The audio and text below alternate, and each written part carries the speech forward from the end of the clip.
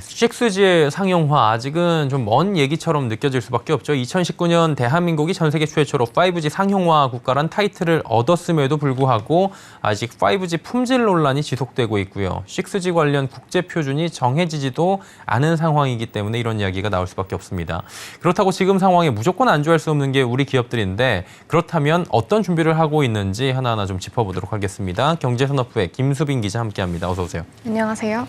저도 지금 사실 4G를 사용하고 있기 때문에 6G가 굉장히 먼 나라 얘기 같긴 해요. 그럼에도 불구하고 미래 핵심 기술로 거론이 되고 있고요. 그러다 보니 글로벌 기술 패권 경쟁의 중심이 될 것이다. 뭐 이런 얘기들도 나오고 있습니다. 우리 정부는 그렇다면 선점을 위해서 현재 어떤 행보를 보이고 있습니까? 네, 우리나라도 6세대 이동통신 6G 시대를 맞이할 준비를 하고 있습니다. 정부는 6G 연구 개발에 1조 원을 투자해 기존보다 2년 앞당겨 2028년에 상용화를 목표로 하겠다는 전략을 세웠습니다.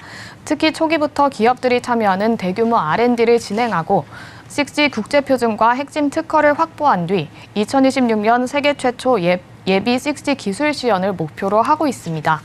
또 6G 포럼 창립, 연구센터 개소, 저궤도 위성을 활용한 위성통신 시범망 구축 등 다양하면서도 구체적인 6G 로드맵을 마련하고 있는데요. 6G는 향후 글로벌 기술 패권의 중심이 될 것으로 관측되고 있기 때문입니다. 6G는 이론상 5G보다 속도가 최대 50배 정도 빠릅니다. 통신을 지원하는 공간도 넓어져 지상을 비롯해 공중 10km까지 통신 서비스를 할 수 있습니다. 여기에 스마트폰뿐만 아니라 자동차, 항공, 의료 등 전 산업에서 필요한 기술로 꼽히고 있거든요. 그렇기 때문에 전 세계적으로 6G 기술의 선점 경쟁이 더욱 치열해질 전망입니다. 이게 아직까지 표준이 없습니다. 구체적 서비스가 어떻게 될 것이다 이런 시나리오 자체도 없는 것인데 어떻게 좀 전망이 되고 있나요? 네, 말씀하신 대로 6G에 대한 구체적인 로드맵이나 정확한 컨셉 자체가 확정이 되지 않았습니다. 그렇죠. 그렇다 보니 노키아, 삼성전자 등은 각각 6G 백서를 발간하며 회사마다 6G 비전을 제시하고 있습니다. 일단 6G에서 주목받는 기술 트렌드로는 인공지능 기반 서비스, 센싱과 통신 융합, 단말기간 통신 등 다양하게 있습니다. 특히 6G에서는 세계 그룹의 주파수 대역을 활용할 것으로 전망되고 있는데요. 넓은 커버리지와 실내 서비스를 위한 저대역, 적절한 커버리지와 용량을 제공하는 중대역, 또 여기에 초광대역 및 저지연 서비스를 제공하는 고대역 등으로 구분됩니다. 이 외에도 그간 이동통신에서는 사용되지 않았던 테라헤르츠파 대역도 후보 주파수로 거론이 되고 있습니다. 이는 100GHz에서 10THz 사이의 주파수를 의미하는데요. 일반적으로는 주파수 대역이 올라갈수록 넓은 통신 대역폭을 사용할 수가 있어 6G에서 요구하는 초고식 통신에 적합하다는 평가입니다. 6G 주파수 후보 대역 발굴 등에 대한 본격적인 논의는 오는 2023년 두바이에서 예정된 WRC 23회의에서 다뤄질 전망인데요.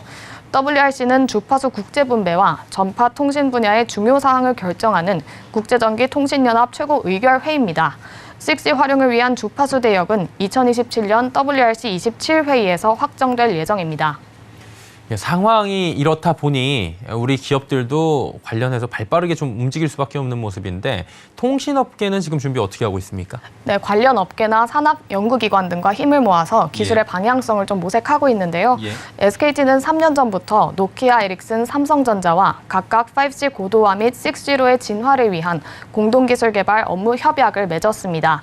그 결과물 중 하나로 지난 1월 노키아와 클라우드 가상화 기지국을 공동 시연하기도 했습니다. 클라우드 전환 연구에 속도를 내고 있는 LGU+의 경우 최근 주니퍼 네트워크스와 클라우드 네이티브 기반의 6G IP 유선 장비를 실증했습니다.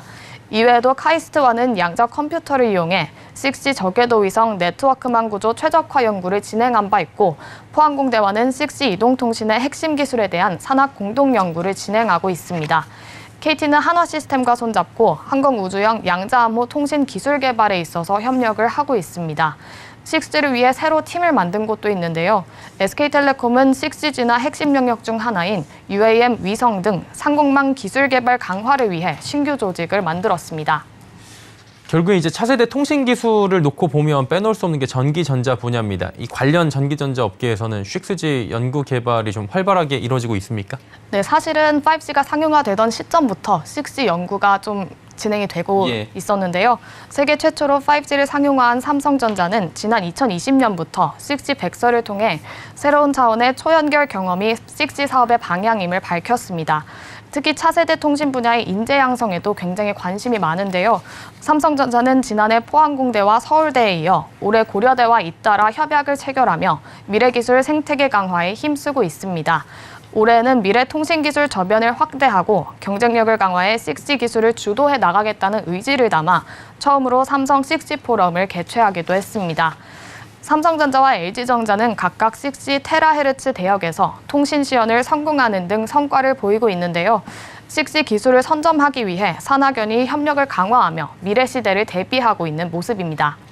예, 6세대 이동통신이라고 합니다. 6G 전반적인 로드맵들 그리고 우리 기업들의 개발 상황들, 방향성들 함께 짚어봤습니다. 김수빈 기자였습니다. 고맙습니다. 감사합니다.